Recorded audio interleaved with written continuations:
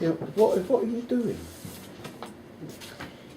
You know, every time anybody, it's like they did that on, what was it, Tuesday night, and I completely lose the plot. If I just say what's exciting me at the moment, and I don't know whether this is what the thesis is, or would be, but there's something about having understood praxis, and it's really strange because I've used the word, and I thought that it was a really neat way of holding theory and practice together, rather than it's all about practice or all about theory, and I can't see that those two are divorced. And then I find that actually there's other understandings of this word that thankfully Jack pointed out. I had no idea that there were Marx or the other writers, so I've started to look at those. And starting to understand that a bit more, I think what I'm trying to do is to understand and improve my praxis through a living theory praxis. Improve practice by doing praxis. Yeah. And that process of, rather than praxis if I've understood, no, it's not whether I've understood, it's the understanding I wish to give to it, is that it's holding together the theory and the practice is actually interrelational. And it's a flowing, so there's an inclusional understanding. There is the moral imperative. It's not just any practice, but it's an educational understanding. And that comes into what I'm beginning to pick up. I've heard the words before, but phronesis, which is, as I've understood, is the moral imperative. That is at the root of praxis. That you can have different forms of praxis, but at the root of it, it's doing what is right. And actually, for me, a living theory praxis is understanding what is it to do something that I believe is right. So the thesis is, I think, me coming to understand what I mean by education. What am I doing educationally? And what sort of difference am I making that I believe in? And I think that's what I've understood. Because that chapter 8, I gave up trying to write it as a part of the thesis, and I just wrote it as my work plan. But actually, through writing the work plan, as to how have I come to the different parts that are not, for me, they're not separate. It's not what somebody suggested to me of you find sort of one thing and you do that and then you do something else. It's not. Each bit is actually interwoven and extended the range. So, having, for instance, the Saturday workshops, I've not seen those as just running workshops for kids. You can do that anywhere. I wanted have an understanding of an educational quality that I wanted them to experience, and it's what you were talking about, Dan, that they could actually open their eyes to themselves as other possibilities. So rather than thinking they've got to be a hairdresser or they've got to be a barrister or an entrepreneur, it doesn't matter to me. It's whether they have actually opened themselves to those possibilities and they could dream those.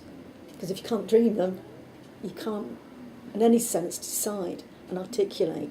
And how then we can actually, how can I engage them in an educational process, which I think is relational.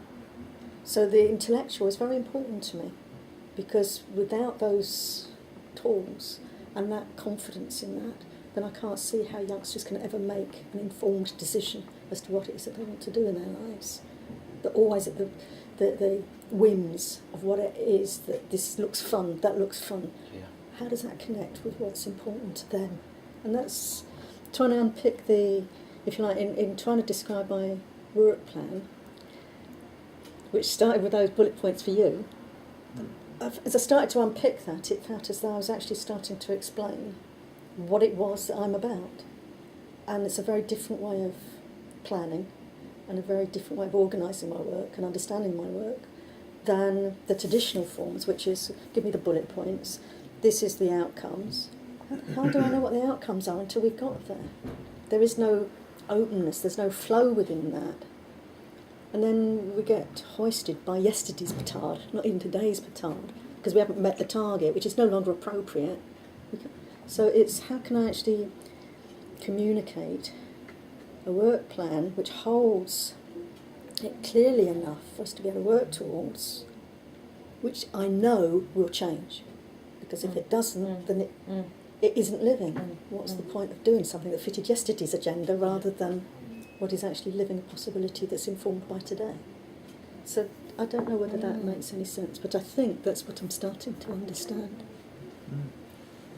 And seeing that 1 week was really exciting for me, because there was bits, if you like, on the work plan of the people on the youngsters sharing their accounts at the university, and the pleasure that they had. And it was fascinating because some of them were really shaking. But a couple of weeks later, when Jack and I went in and they were talking about it, they were saying, half an hour wasn't long enough, we wanted more. And not more to impress other people. That was interesting. That I thought was interesting. It wasn't to impress other people. It's because they wanted the questions. They wanted to engage in that conversation about something they'd got excited about. That's very different between I wanted more time because I had more to present. I don't know whether that came out to you, but that week then I had collaborative inquiry. We started with the maths inquiry with Gary Mathlin, and I was really quite anxious about this. We've done this many times and I know how this can work, but Gary and I really have been working on how do we actually maintain that support for youngsters exploring themselves as mathematicians. And I think we might have got the strand of it this time, because we only had one school, but and Kevin came along,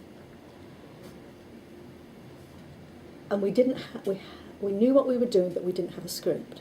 So it was really responsive to the youngsters, and rather than what we've done before, starting with a stimulus, if you like, that then they would go away and then they would explore that and come back. We started with what questions had they got? How can we actually help them recognise a question as a mathematician that would excite them, and then how can we actually support them?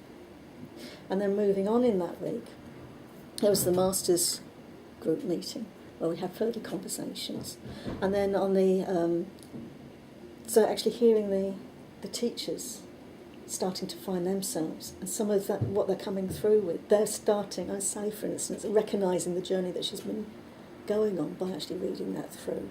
And then on the Thursday and Friday, I went into St Cana's, where the kids did their assembly, and I saw the rehearsal, and it was fascinating because Megan, she was in control and she wasn't in control. It was that real openness, and the confidence of the youngsters to say, that's a problem, could we do this? Wasn't asking permission. They were actually, the conversation between them was really of equals, if I can put it in that way. It wasn't that they were taking charge or her. It was actually, yes, it wasn't in a really educationally inclusional flow, that they were creating something between them. And the pleasure that these kids had in their presentation, in the assembly, it just sort of, it was that week just sort of brought all those bits of the work plan alive. Does that make any sense? So, what am I doing? I don't know, but that's what I'm doing. Yeah. And it's how to explain those processes in a way that other people Complex, isn't it? could actually hold their own living theory accounts.